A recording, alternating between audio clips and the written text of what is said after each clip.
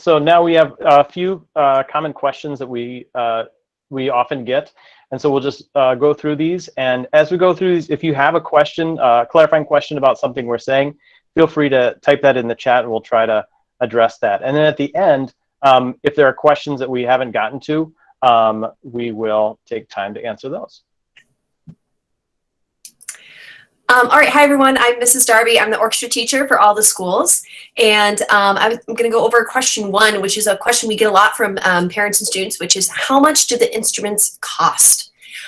So most students, when they're starting out here, for many reasons, because they're just starting, they're not sure if how long they'll be with it, or for string instruments, when they're starting smaller sizes, most parents choose to rent the instrument rather than outright buy, because most instruments are pretty expensive to start buying right off the bat for 5th grade.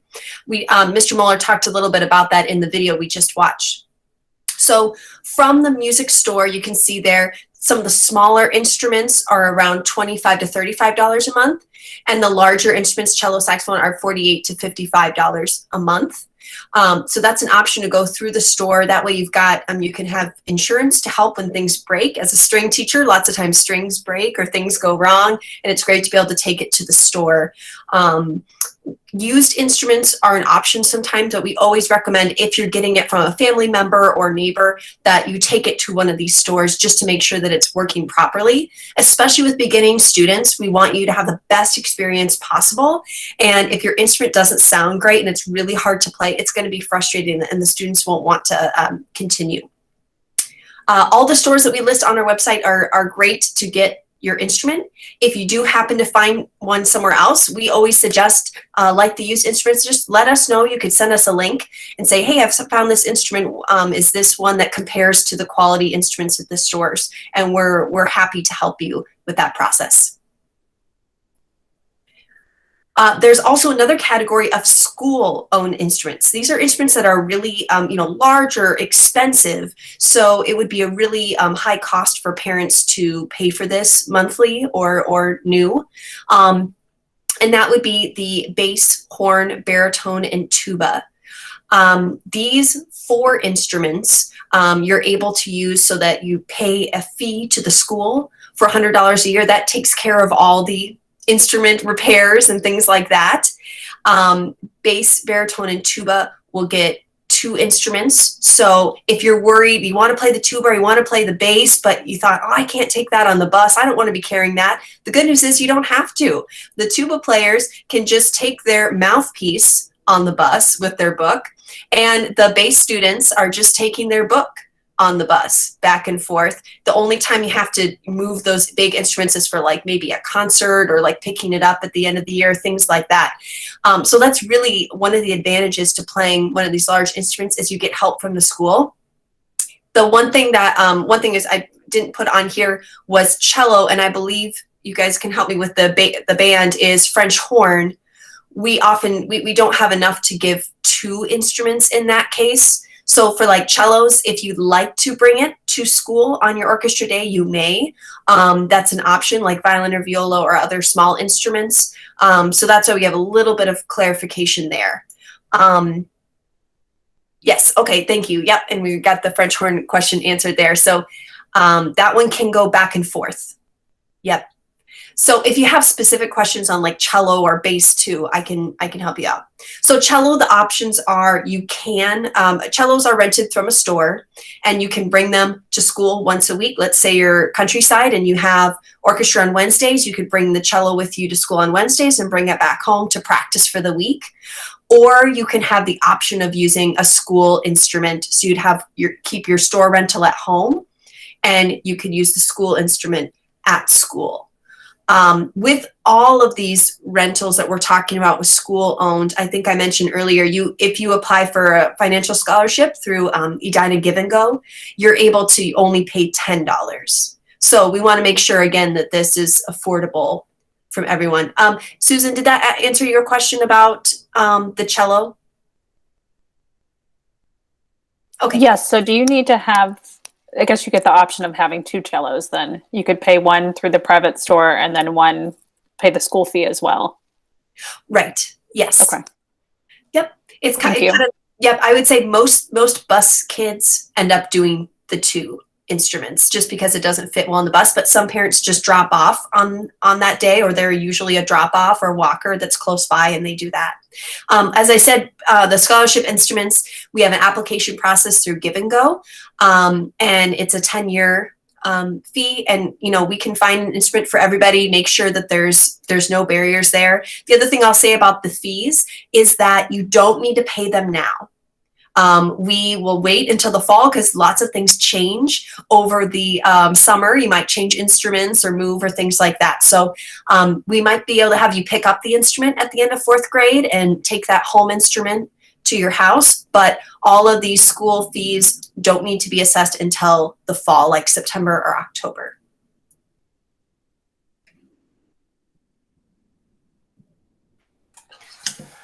I get the slide to talk about that. It's a little bit different this year, and that's that normally this time of year we'd be seeing all of you at one of the large gym spaces, and we'd be getting to talk to you and sit you down with all the instruments to try out. This year, to keep everyone safe, we are doing this process differently, as was shared at the beginning and kind of throughout this whole presentation. So how will it be decided which instrument my student is playing, and what happens if too many students sign up for one instrument? Our goal is to hopefully place students in their top 2 choices. And that's and we want to make sure and maintain that balanced instrumentation. We sent out information to you in the slides that came out last week to you. And if you want to look back through that, that'll kind of tell you how many instruments of each type that we are hoping to get at each school. The balanced orchestra and balanced band slide included pictures that were representative of what we are working toward. Additionally, your students will be more successful if we have balanced ensembles than they will if we have all of one type of instrument. For example, I know that saxophone is always very popular, but we also encourage families to look at other options like the clarinet to start on. And we'll talk more about that a little later in this presentation. The biggest decision that's going to be, we think as a staff, and that you need to know as families, we want your student to find the right fit. We are excited and support each other as an instrumental team in band and orchestra, and we just want your student to end up in the right spot. And what I mean by that is that we really would like your student to feel like they're at peace with the decision to be in band or orchestra. That's why there is the band and orchestra interview times to sign up for if you have a student whose first and second choice fall in band or orchestra. And also, we will always contact you before we assign a 3rd choice instrument, just so you know. All right, next slide. We have a question, Mike, as yes. well. Is it in the chat? Raised hands. Okay. Yeah, Under people. Yes. Hello. yeah, hi. So my question is, like, when you said like first 2 choice is not there, you will give the 3rd choice, but based on how you're giving the choices, like suppose as you said, like many parents have chosen first choice, suppose 20 kids have chosen, but you have 18. So how you eliminate those 2 kids to the 2nd choice? On what based you will filter the... So as you're filling, that's a great question, and I will try my best to answer it right now. Thank you for asking the question. The first choice, as far as how do we determine if they end up on their first or second choice, on the registration form that you've been sent, there are a number of spots throughout to give feedback on choices. And I believe there is a question that says, I am comfortable with my first or second choice, or share with us extra information. And so if there are extra things, I know some of the folks who have filled out the registration form already have been very good about putting in notes that we need to know to help your child be successful. And so that is a place to put information about that. If you are on the fence or don't know what to do about band or orchestra, that's why we really suggest you sign up for that interview between March 15th and 19th. Did that answer the question? Not exactly.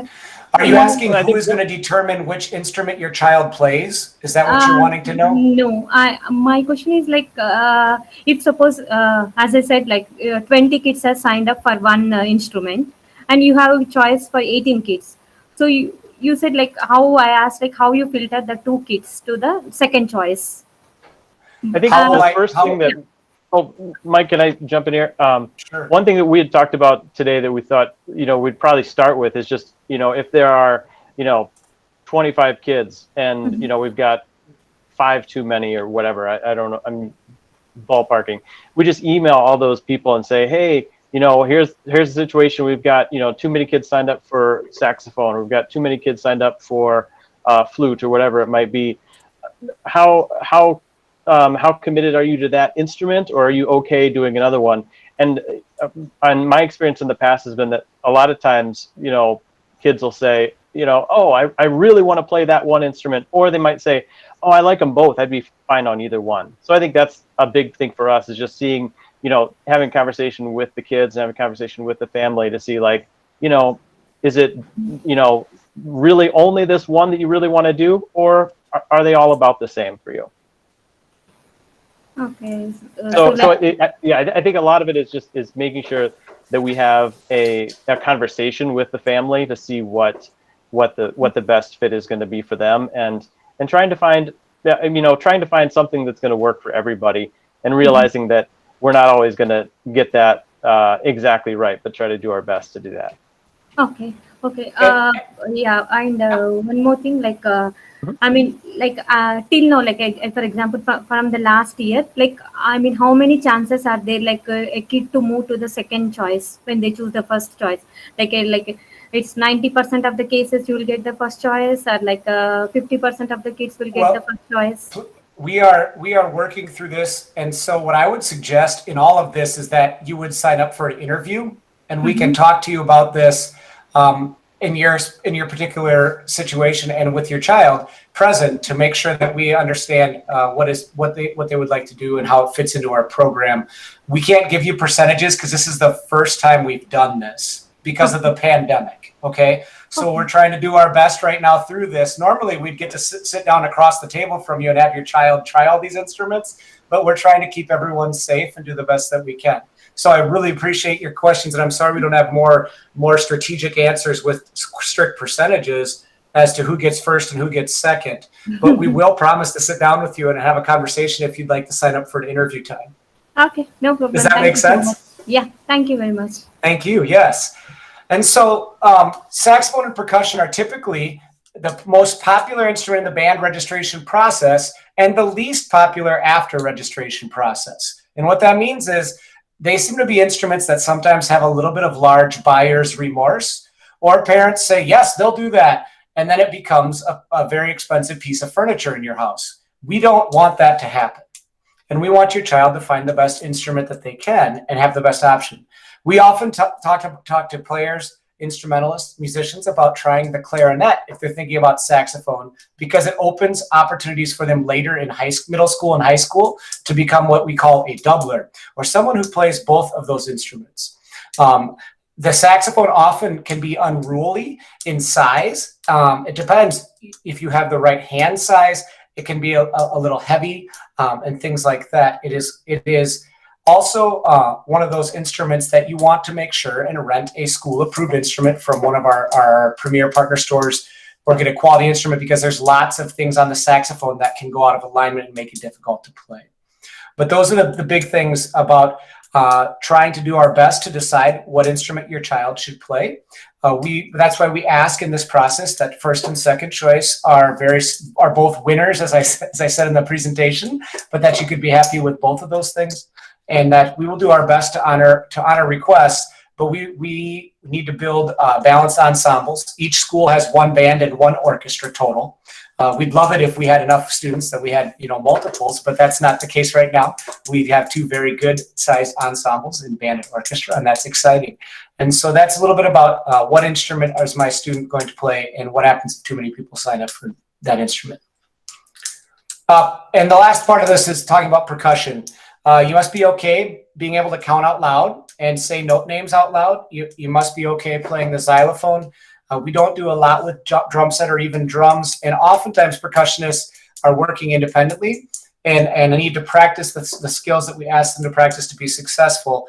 And so those are why we need to ask for an interview with percussionists, just to check in on a one-on-one basis or a family and teacher basis. So that's a little bit about percussion. One more thing, I'll jump in here. One of the questions was, after trying the instrument, like, what if we find out our kid is not good at their instrument or doesn't like their instrument once they've started playing? And that's a great question. We know, especially this year, a lot of people are signing up without really trying the instrument. So this is like our first kind of step in all of this. So if you get into June and you start taking lessons and you find out, wow, this really just isn't for me, then you just let us know through email. Try another instrument on different lessons. We've had kids in the past that were really undecided between two, and they actually ended up taking like one band lesson class and one orchestra instrument class, and then figured out, oh, okay, this is the one I want to do. So we're really, we know this is a lot right now. We're just trying to get as much of a count as we can on who's playing and who's playing in what group and playing what instrument. But we realize that there's going to be changes because you haven't gotten a chance to try out the instrument yet. We'll talk more about summer playing opportunities before the end of the presentation. So keep that question. We'll get back to it. Additionally, to what Ms. Darby was saying, thank you for saying that. In normal years, we have students who often switch, as she just said, like that sort of thing. So that you guys know that that's not a new part of this process that we're discussing as well. So this next section we talked a little bit about in the video, but a lot of times people do want to know about how instruction works, and it is all during the school day. We meet with each kid in a small group of just their instruments, so just a group of viola players or just a group of trombone players, so they get a little more personalized instruction. And then we also have full band or full orchestra, so that's all of the instruments in the band will meet together once a week, and all the instruments in the orchestra meet together once a week. And so the students who are, so when the students will come to our classroom for their clarinet class or their violin class, they are missing instruction in their other classroom, in their 5th grade classroom. And so they will need to, keep track of that and check in with a buddy or check in with their teacher when they get back to class, so they know what they need to miss.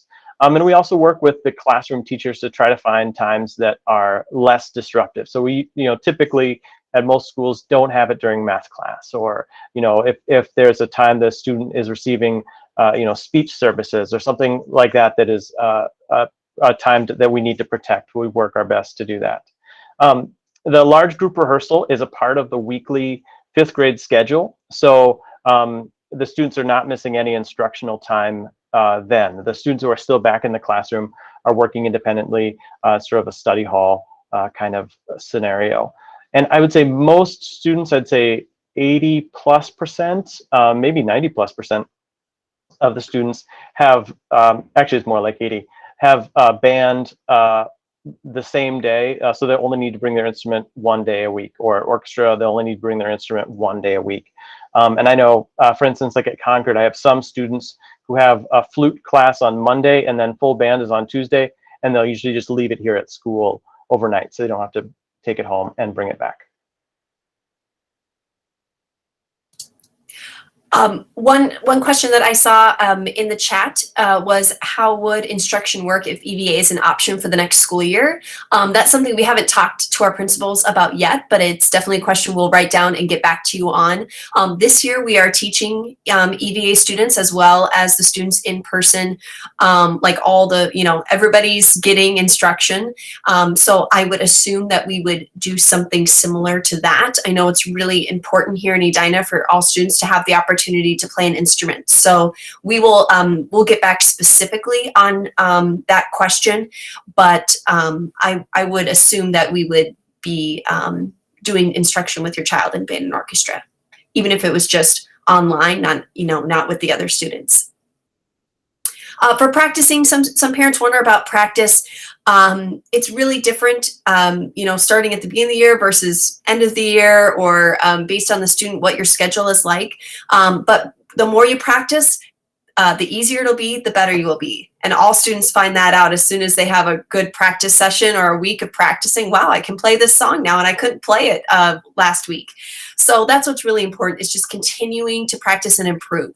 We say like 10 to 15 minutes a day, but some kids don't do every day. They'll do it, 3 days a week, but they'll do a little bit longer session. So it's kind of up to you and your schedule, but consistency is more important. So even if it's at that beginning month, you just take it out every day and play for 5 minutes, right? That is just getting your muscles responding and that muscle memory working so that you're remembering how to play. You're still a part of the group if you just show up on orchestra and band day, but you get to really learn how to learn your instrument, really improve your skills if you practice throughout the week. Then by the time you get to the next week, you're ready to learn something new instead of having to redo the same week over and over. So practicing is just one of those skills that's important in all subjects, and it's the same thing for band and orchestra.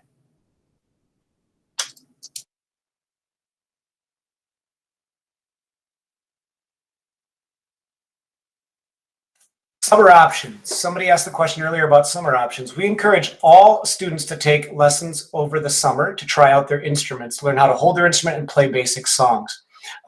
We do have the programs available through community education, and these programs are taught by your Edina Public School teachers in the program, in the band and orchestra programs, which is a big benefit. We get the opportunity to get to know your students, and that's always a great time for us. And so that's another option to explore are private lesson teachers. And we have those lists of recommended beginning private lesson teachers that we can share with you at the time. Additionally, if you are in band and you do the rental trial, Eckroth, Schmidt, Groth all provide the 6 lessons available as part of this summer opportunity, instrument specific, taught by a skilled teacher. Additionally, I do know that Give and Go has also been a great supporter of music. They have opportunities for scholarships for that if you qualify for your students too, for orchestra and band students to take advantage of those private lessons. So the biggest thing we encourage students to do is join our programs. I can speak to the band side, and Miss Darby, I might just have you talk a little bit about orchestra briefly, but on the band side of the world, we do 3 weeks in June, 3 days a week.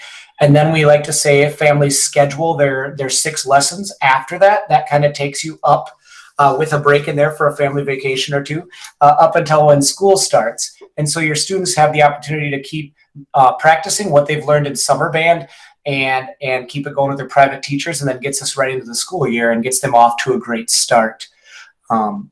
And so are there any other questions about summer band things that are coming in? Oh, Miss Darby, did you want to talk about the orchestra side of that just briefly? So for orchestra, we have, like we have set up there, that we have the community education classes. I'm the teacher for those. I believe there's 2 separate sessions. So if you're free in June or if you're free in August, it still works. Private lessons, like we said, I don't know if I have that listed on the website. I just need to check to see if that's available to be listed on the website, but I will be definitely sending that out to students that end up choosing orchestra.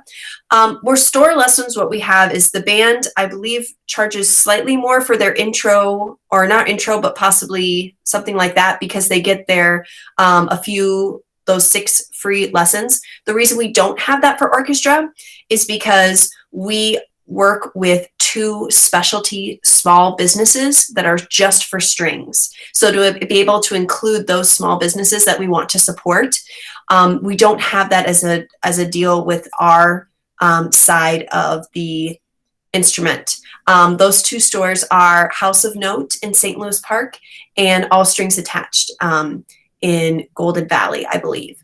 So that's kind of how the lessons will work with orchestra. All of that information, as well as all the band information, is on the website. On the main page, you'll find all the registration materials, and then on the side, you'll see one that says Welcome to Orchestra and Welcome to Band. That will have the really specific information about how to get your instrument, right? The violin, how to get specifically your violin, or how to get specifically the cello, or how to get cello lessons, things like that. Something that we get asked fairly often is, after my child takes either the summer camp over the summer, or they take their 6 introductory lessons, will they need private lessons after that? I think that's a family to family decision. I always feel every student benefits from private instruction, whether they are a very advanced student or an average student or a student that's struggling. I think private instruction makes a big difference. But I also think that the majority of our students will succeed without private instruction. So if that's something that you want to do beyond those introductory lessons, we have lists of teachers that we've worked with that we can suggest for you if you'd like to do that. And that also part of it is just contingent upon your family's interest in committing the time and money and energy to the study of your child's instrument. And if you do want to have your child take private lessons and money is the getting in the way, we also use Edina Give and Go to provide scholarships for private lessons long term. Mrs. Darby. Okay.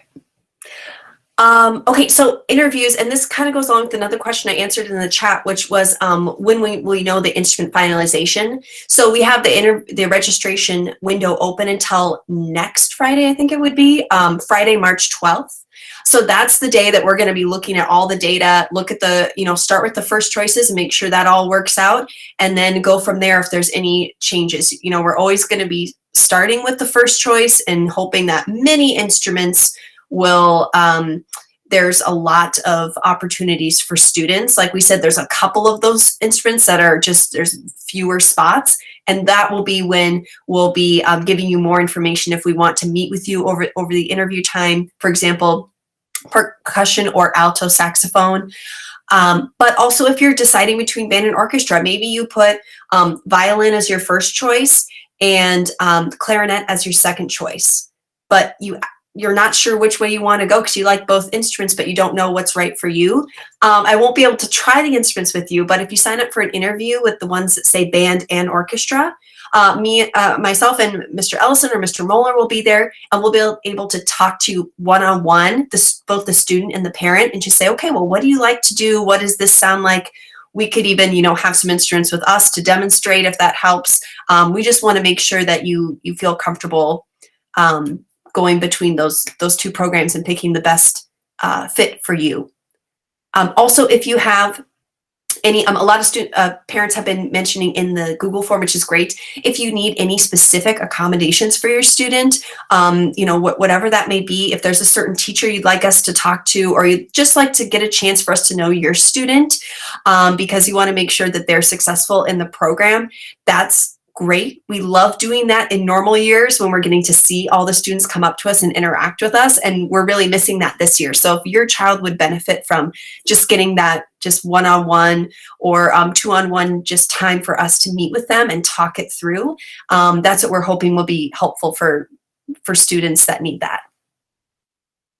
But are there other questions that came up for you that we didn't get to that we can help with?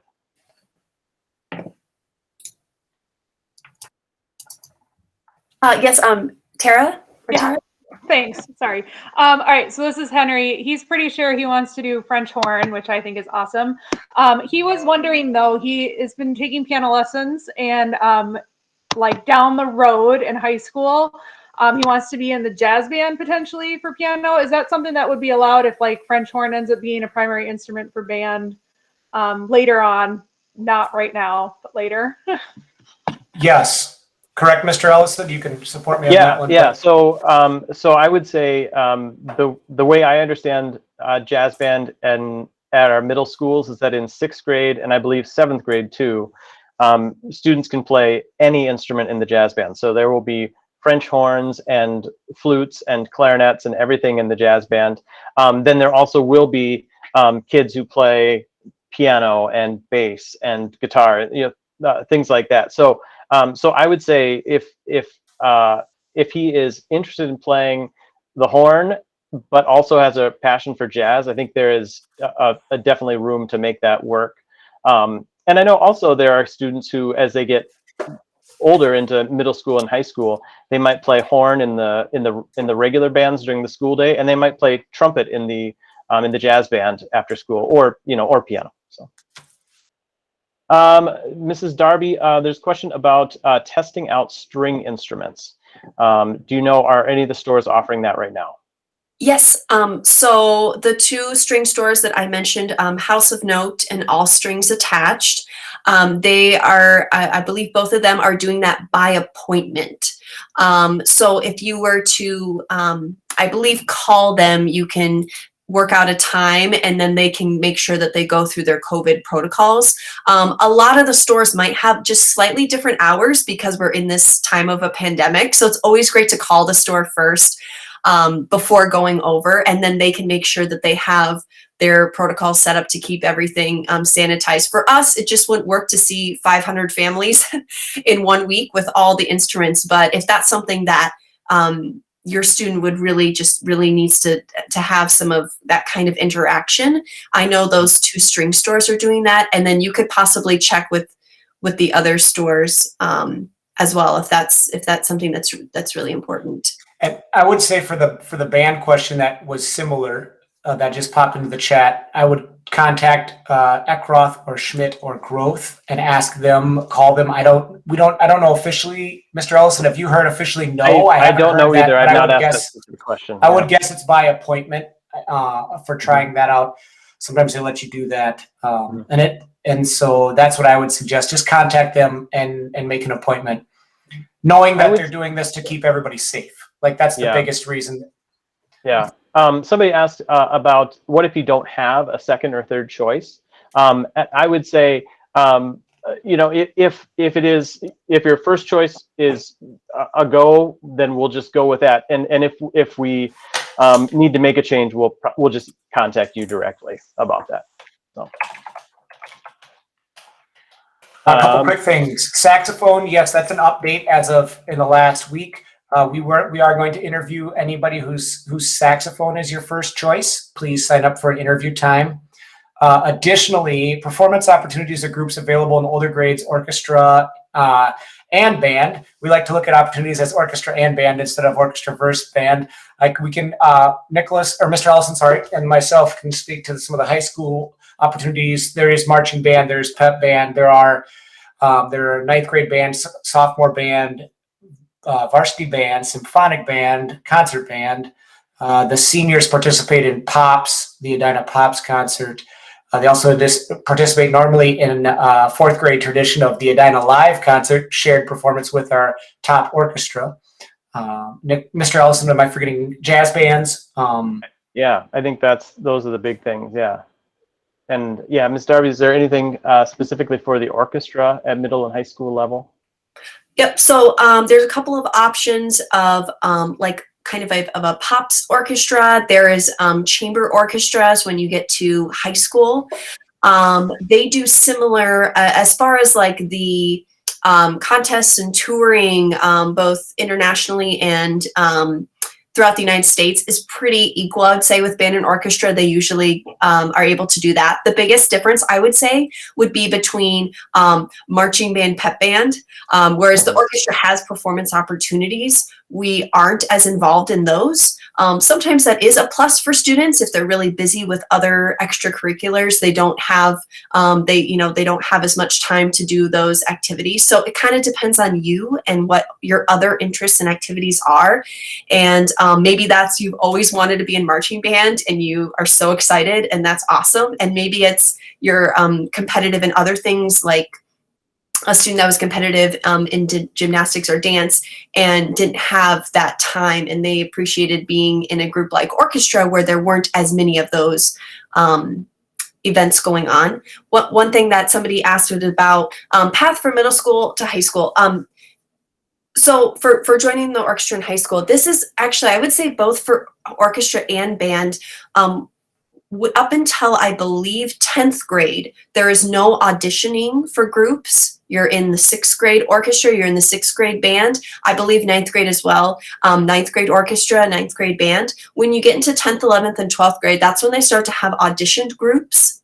So there's always a place for you in the orchestra. There's always a place for you in the band. It is more challenging to get into the top group. Those are both called concert. So concert orchestra and concert band. Those are the top groups, and kind of like what we talked with the, the perfect the perfect match of a number of instruments in a group, that's where things can get more competitive. But the awesome thing is the groups that aren't the concert band or the concert orchestra are still amazing and really high level groups. Most of the time I would say concert orchestra and band is full of like juniors and seniors because they've been working on that. If you're really interested in that like competitive sense of getting to the top group and maybe going into some extracurricular groups or going into college, that might be something where private lessons would be helpful. If you want to start right on that track in 5th grade to get to that level. Mr. Orr, Brett Orr, you had a question?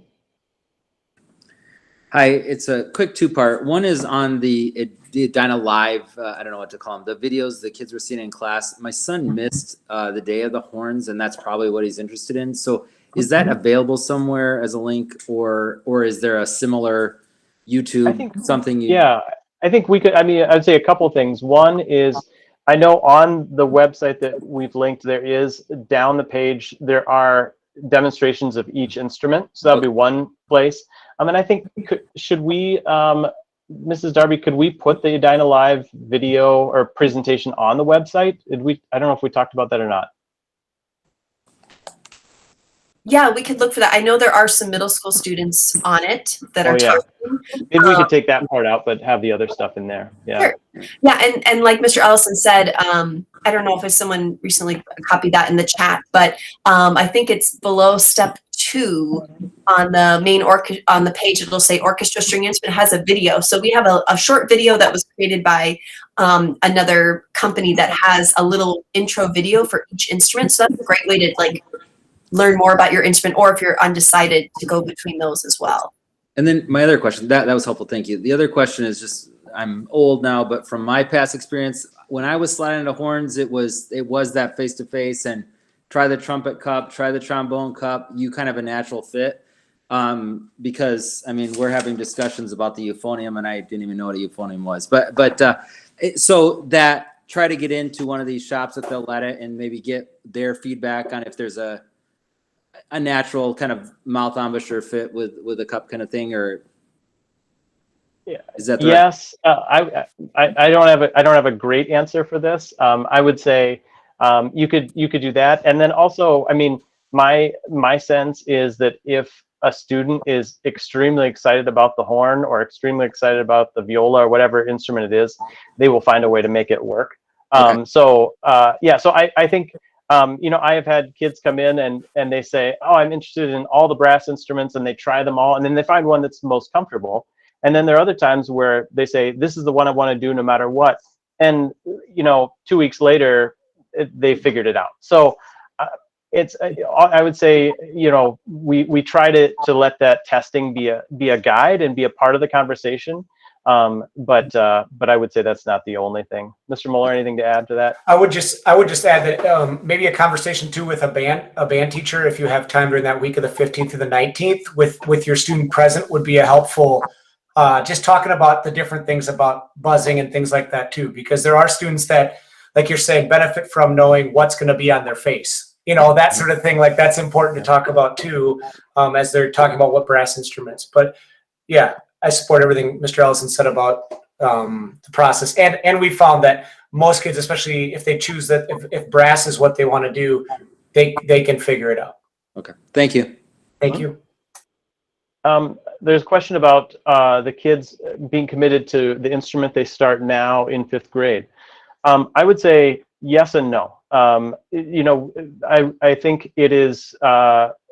I suggest, you know, really giving the instrument a fair shot. So, you know, every once in a while I'll have kids that come in and they play the flute for a week and they say, oh, this instrument isn't for me, I want to switch to the tuba. And I think, you know, it is going to be hard at times. So I would say, you know, to give it a fair shot, to make sure that you've sort of put in the effort to see if it's a really good fit for you. But we do have students change. Not many during the school year. I would say once school starts, it's very difficult to switch mid-year. But I have students switch before school starts in the summer. I think we'll also have students switch between elementary and middle school, and we even have students switch in 10th grade. So So I would say, we want to be, we want the students to start an instrument that they feel excited about and they feel confident of in 5th grade. But it's not a life sentence. Anything to add to that, Mrs. Darby or Mr. Muller? Yeah, I would say it's not the norm to switch, I guess, and not in a bad way. There's always some students that it works really well for to switch, but most students, like we said, it's if you want to get to that high track, you've got to keep practicing and practicing for years and years to get to that accomplished place on your instrument. And switching instruments after a couple of years, then it a lot of times means starting over a little bit. So we try to get, like we said, we try to get kids on their good instrument, their right instrument when they start. And that's the norm. But there's always a few students, and we're open to helping students with that if that comes up. And we always like to encourage students to and families to hang with it through a performance, whether that would be through the fall performance for bands or December performance for orchestra. Like that's the thing that we know, that we are seeing your students once a week and there's time in between, but that it's a number of weeks to try and build on that success or chance to try something else. But just so you all know that's what we're looking for as we are working with your students on this decision. I will also say that, sometimes when they get into the middle school on the band side, they might be asked to, maybe they started on alto saxophone, but they have the opportunity to try bari saxophone, things like that. But the directors are usually very upfront communication-wise with you and your child to give them those opportunities. And I would say that it adds to their opportunities. It's never meant as a detriment. One thing that somebody asked a question, and Mr. Muller answered it, but it does bear clarification for everybody, I think. The interviews, we are hoping that both students and parents can be there.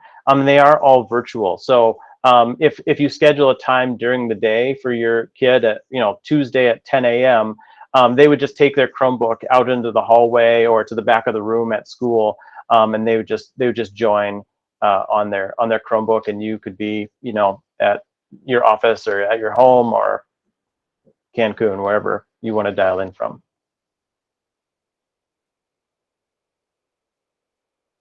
There are evening appointments. Yep. So I think the latest ones we have right now are 5:30, 5:45. And I would say if you cannot find appointments that meet your family's schedule, please email us and we'll find a way to meet with you.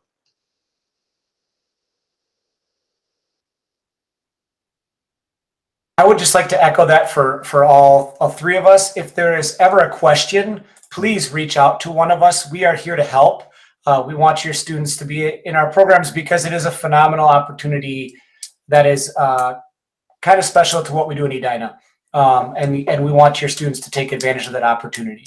And so that's I've had the good fortune of teaching in other school districts, but I am thankful to be here with all of you and have this opportunity for these students to get started. It is exciting. And so thank you all for being here. We really appreciate you taking the time out of your busy lives to be here with us tonight.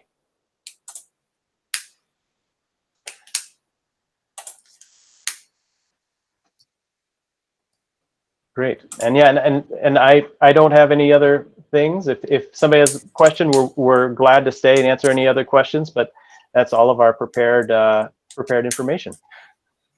Thank you all for coming, and we want to be respectful of your time. So thank you. Julia, you're asking about piano. So for piano, that's not considered part of our orchestra or band programs. They do have it available. I know, I believe through Community Ed. Is that correct? Community Education has piano lessons after school, and I believe that starts. I think you can take that anytime. Yeah. You can take that at any grade level. There are some piano opportunities, for example, like we were talking about in jazz band or possibly later in orchestra, but I believe those are from students who are already in the programs, who are, guest artists on that instrument for that piece. So it's great to have piano. It's an awesome instrument to do if you're going to be doing an instrument, because it just helps you with learning rhythms and scales and reading music. But it's not listed as one of our main instruments. And I would also add, if you have not filled out the registration form, please do so. Because that's how we're getting all of our numbers in and all of those things as well. Got See, it? question Cool. about summer orchestra. Do you know when the July session will be available to sign up for, Mrs. Darby, for a summer orchestra? Oh, no, there is not a July session. It's either June or August. I believe both of those are on there. I actually haven't looked recently. But I believe it's like the second or third week in June and maybe the second week in August. I And don't the band, meet sorry. in July. Is that correct? You guys, do you have lessons in July for band? we just do June. Just do June. Yep. It's I think it starts the first week school is out and it goes for 3 weeks, 3 days a week for 3 weeks. The second week that school's out, right? Because the Second first week, because of building, cleaning and stuff. I think you might be right. So yeah, it starts. I want to say, is that like the 14th or something like that? Yes. Also, Mrs. Darby, it looks like there's just the June one listed. So the August one isn't up there yet. So we'll just have to be in touch with community ed to make sure that Okay, gets posted. I'll ask about that. I would think they would all be on there, but so I will check with them because that one should be listed as well. I believe I can tell you the date is I believe it's the same times, but the date is August 9th through 13th is the August date. So August 9th through 13th. All right. Well, I may sign off unless there's other burning questions. Mr. Muller, Mrs. Darby, anything you can think of that we're forgetting? No, I just think, reach out to us directly if you have a question and then Absolutely. we'll get back to you. Or if it's more in depth and we need to have a conversation, then we can do an interview and talk it out. So yeah. Great. Thank you everyone for joining us. Thank Look forward to you. having your kids in orchestra and band. Thank you all.